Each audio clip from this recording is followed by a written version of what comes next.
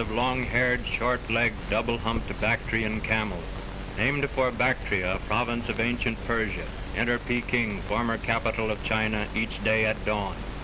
They are rarely ridden, being more useful as beasts of burden.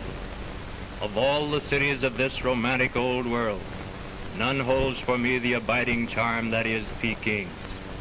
Despite the fact that the nationalist government abandoned it as the national capital in June 1928 and renamed it, vainly I hope, Peiping, there still isn't another city like it this side of the moon. There couldn't be.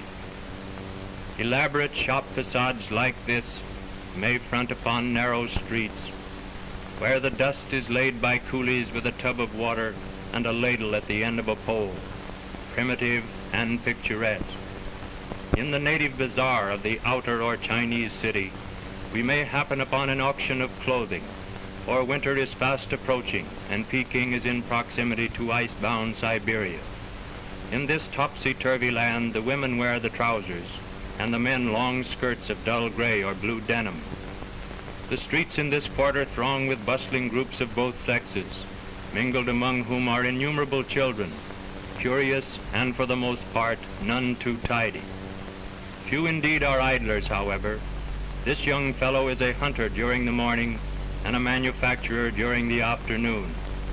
Half of each day he scours the streets for castaway cigarette stubs, and during the other half he converts the tobacco therein into brand new cigarettes at 5 Chinese cents a pack.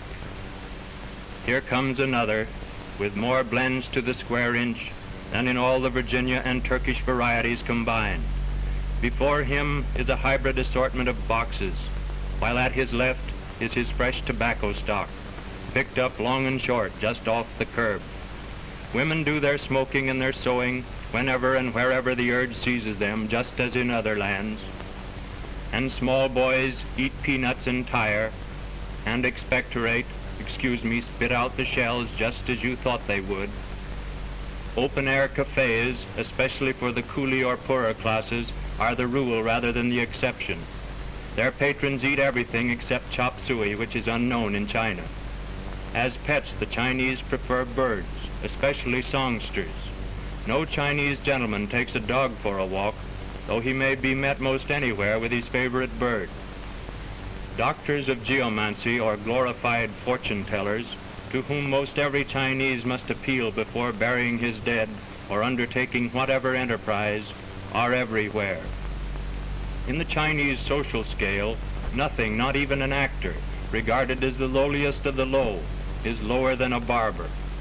Usually he inherits his profession from his father and his strop from his grandfather, and begins to practice when quite young. Those of the poorer classes are peripatetic, setting up business wherever they encounter it. Nearby is the father of this boy barber, washing a customer's head. Note the eloquence of that hand, mute testimony to the popular belief that cooties do migrate. Now approaches a one-man show. He sets up his theater and all of his paraphernalia unassisted. Though the Chinese are a hard-working, industrious people, they are sufficiently fond of amusements to be able to abandon their bustle and unceasing toil now and then, and to relax if the performance or the occasion justifies. Only since the founding of the Republic in 1912 have the women been able to enjoy theatricals or amusements other than itinerant minstrels that could be performed in the privacy of their dwellings. Formerly they were debarred from places of public amusement, even the theater except on rare occasion. But now Punch and Judy shows such as this, jugglers performing monkeys as well as gymnasts, are always certain, anywhere in China, of a circle of admiring spectators. Men, women, and children, in village, city, or open country. And as each puppet performs, the operator alters his voice to conform to the character. Shoes worn by the common people in Peking are generally of cloth, made by cobblers who stroll through the streets hawking their wares. Almost every Chinese girl today walks on her natural feet, though a few have been sacrificed to the ancient custom of crippling them in the belief that they are beautified thereby. Bound in early babyhood with bandages that cramp the 4 smaller toes under the instep, they are bathed only every lilies. Porcelain was invented in China in the 3rd millennium BC. It is still manufactured in Peking, even though deliveries are slow, while John fires the clay. Let us now pass from the Chinese into the Tartar city, a vast area with broad streets and high walls. Through Tianmen, or front gate, enters a detachment of Chinese soldiery, in finer fettle and better equipped than most of the local armies that periodically occupy the city. We follow them into the Forbidden City, where, ascending the main gateway, we meet a Chinese family from San Francisco being shown the royal palaces, apartments, and offices, where once lived an emperor, the Son of Heaven, and his magnificent retinue. Embracing half a square mile, this walled enclosure was denied to all foreigners prior to the downfall of the empire, hence its name, Forbidden City. Now it is forbidden to no one, except to cameramen. From the east gate we gaze across a forest of yellow-tiled roofs, indicative of their once imperial ownership.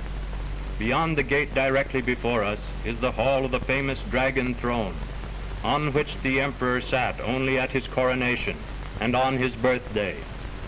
In the distance, at the left, is the Dagoba of the Winter Palace, and at our feet, the gateway through which is the new Imperial Museum of Treasures, second to none in beauty and value anywhere.